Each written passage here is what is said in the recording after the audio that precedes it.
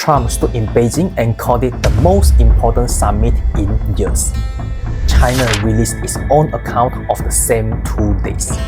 The two summaries do not describe the same meeting. If you hold any US stocks, that gap matters more than the footage of the handshake.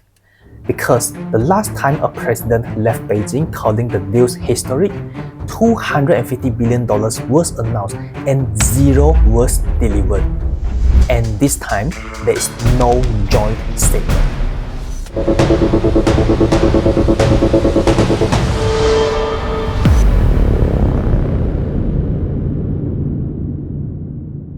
Trump landed in Beijing on May 13, 2026. The first sitting US president to visit China since his own trip there in November 2017. He brought 17 CEOs with him. The combined net worth of the delegation, approaching $1 trillion. Elon Musk, Tim Cook, Jensen Huang, BlackRock's Larry Fink, Boeing's CEO Kelly Ortberg, the largest American business delegation to visit Beijing in recent memory. 2 days, 48 hours. A state banquet at the Great Hall of the People. A 14-second handshake outside the building that every body language expert in the world broke down frame by frame. Meetings behind closed doors. Then a press conference. Then a list of announcements. 200 Boeing jets. Nvidia's H200 chips cleared for Chinese buyers. An agriculture purchase commitment. 2 new trade councils. A tentative tariff reduction. Now, here is the footage that went most viral, and it had nothing to do with policy. Elon Musk attended the state banquet with his young son. During a group photo, he was filmed spinning slowly in a circle, holding his phone up to record the room, pulling faces during the formal portions. He was the most photographed person in the building who was not the president or Xi Jinping. Meanwhile, Jensen Huang, in his signature all-black jacket, walked through the streets of old Beijing and sat down at a street food stall for a bowl of noodles. He tried a local fermented drink that most visitors refused after the first sip. Footage spread across Chinese social media within hours. Crowds gathered in the alley. If you hold a broad US technology ETF, every name in that delegation is already in your top holdings. This meeting had stakes attached to it before anyone landed. That is the surface picture. 2 leaders met, business came with them. Deals were announced. Both governments expressed optimism. And that is the version most people walked away with. There is one detail from those 48 hours that did not make most headlines. The CEO who went most viral in China during this entire trip, the one whose company's chips were approved for China on the same day, was not on the original guest list. Trump's plane stopped in Alaska, and he climbed aboard. Hold that, we are coming back to it. Here's the part that matters. After the summit ended, both governments released official summaries of what was decided. I went back and read both documents. Both describe the same 2 days in Beijing. They do not describe the same meeting. Before I get to the documents, the handshake, because it tells you something about how both sides entered that room. Xi Jinping walked out to meet Trump and extended his hand while Trump was still approaching, before Trump reached the spot. This prevented Trump's signature move, the one where he yanks the other person toward him, because Xi had already taken control of the frame before Trump's hand was ready. The handshake lasted almost 15 seconds. Trump ended it by patting Xi's hand twice, then 3 times. The last pat was prolonged.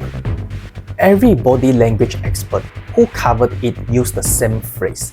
Xi had the upper hand, both literally and figuratively. Trump, who has used that pulling move on dozens of world leaders to signal dominance, did not do it here. He leaned in. He was the one who patted. Both men smiled for the cameras. Then they went inside, and the 2 governments wrote different accounts of what happened. The White House fact sheet is titled, President Donald Trump secures historic deals with China. It lists specific commitments: aircraft, agriculture purchases, crude oil, 2 new trade councils, a tariff reduction. China's official summary makes no reference to any specific business or trade agreement. Not one. It emphasizes Xi's warning on Taiwan. In Xi's own words, mishandling Taiwan would put the relationship in great jeopardy. And there is no joint statement. The two leaders spent 48 hours in the same building and left without a single shared document that both sides signed.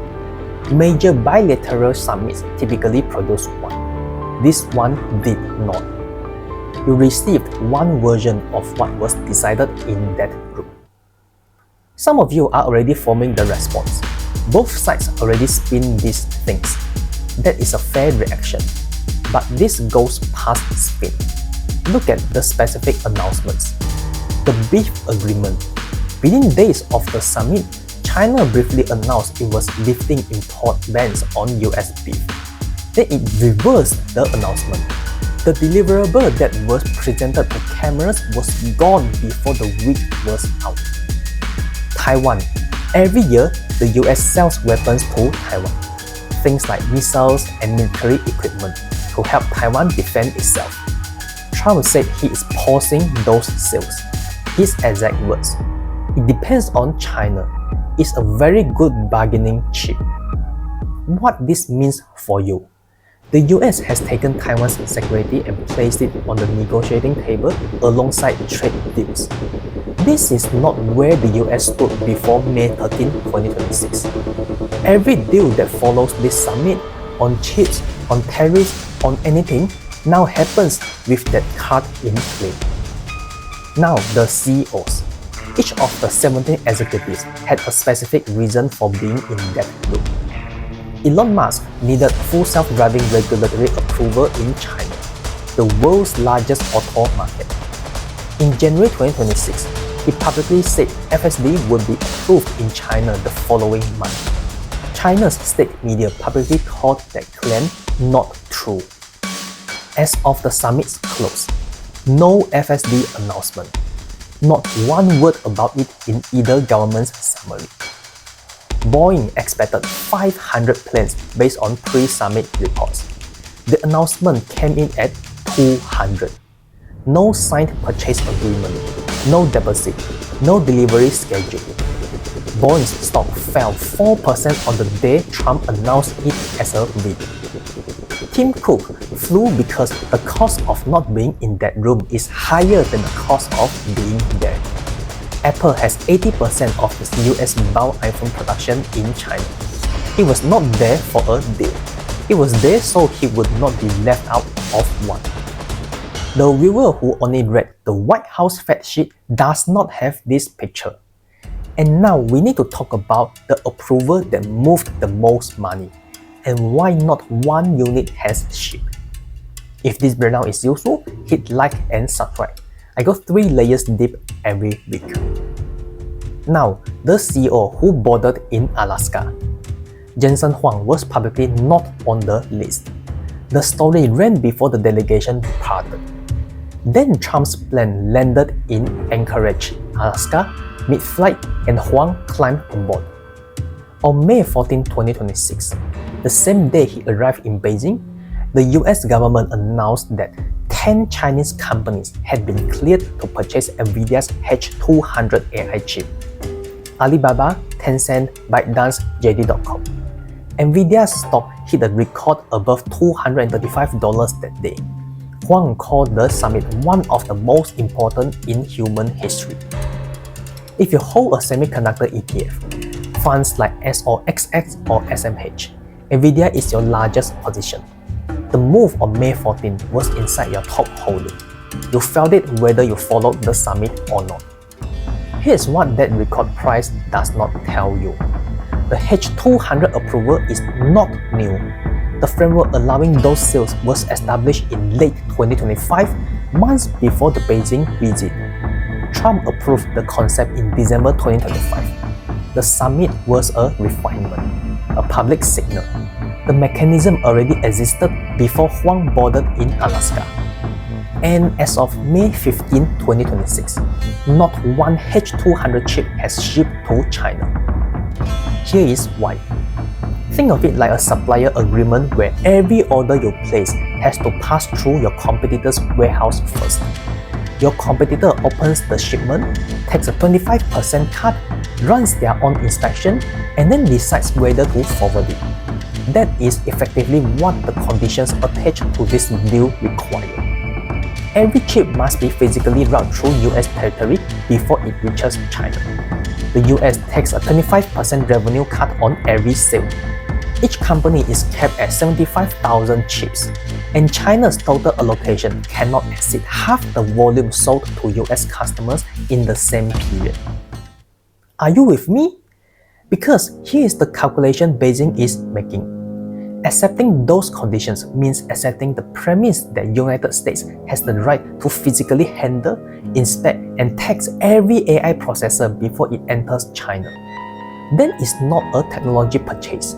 Then it's a supply chain that runs through your competitors' hands first, with a cut taken, with an inspection done, every single time. Beijing told the approved companies to wait. The 10 firms have US government licenses. They are sitting on them. The approval is real. The chips are not moving. The stock is at a record. All three are true at the same time. The announcement and the delivery are not the same event. They never were. I want to hear from you. When you see a stock move on news like this, approved but not yet shipped, what is the first question that goes through your head? Tell me in the comments. Jensen Huang went viral in a Beijing alley eating street food. His company's approval was months old before he landed. The stock hit a record the same afternoon. And not one chip crossed the border. That sequence only makes sense if you understand the pattern underneath it. And the pattern has a specific year attached to it. November 9, 2017. Trump's first presidential visit to China. It came with a business delegation. He left calling it a historic success. The US Commerce Department announced 37 deals. Total stated value, more than $250 billion. That number was announced before Trump had even left Beijing. The headline commitment: China would buy 300 Boeing aircraft, worth roughly $57 billion at list prices. I went back and looked at what was delivered. Zero of those 300 planes ever arrived. Not partially. Entirely zero. What China did instead, it ordered 300 Airbus jets. Some of you are thinking, the 2017 deal fell apart because of the trade war. The relationship got worse. The context is different now. That is a fair point, but here's the thing. The commitment was made before the trade war started. The format, large number, press conference, no binding contract predates the breakdown. The announcement and the delivery were never connected by a document. 9 years later, different numbers, same format. Markets went into the 2026 summit expecting 500 Boeing planes based on pre-summit reporting. The announcement came in at 200. No signed purchase agreement, no deposit, no delivery schedule. Boeing's stock fell 4% on the day Trump presented it as a bid. The correct metric for any Boeing China announcement is not the plane count. It is whether a purchase agreement with a deposit, a delivery schedule, and a model specification has been signed. In 2017, no contract. In 2026, no contract. In 2017, both governments said positive things on the way home. In 2026, both governments said positive things on the way home. In 2017, there was a joint document both sides referred to for years. In 2026, there is no joint statement. Both sides wrote their own. The format has a track record. The track record is not in the headline. When I read both summit documents side by side, I did not think about which one to add on. I thought about what it would take for someone on the outside to tell in real time which parts of an announcement like this are real. I do not have a clean answer for that, but I know what to watch for. 3 things I'm personally watching from here. 1. November 2026. The rare earth agreement from Busan Summit last October expires then. That deal restored US access to gallium, germanium, and other critical materials that China controls and that run through almost every piece of technology you own. No extension was announced in Beijing. November is the next real deadline in this relationship. 2. A signed Boeing purchase agreement. Not an announcement. A contract with a deposit, a delivery schedule, and a specific aircraft model listed. That document is what separates 2026 from 2017. It has not appeared. 3. Taiwan. Trump said arms sales are on hold as a bargaining chip. That statement is now public and on record. Every US-China negotiation that follows happens in its shadow. Watch whether Taiwan appears explicitly or by implication in any deal that comes next. Trump stood in Beijing and called it the most important summit in years. The last time this format produced a headline number, the headline was $250 billion. The delivery was 0.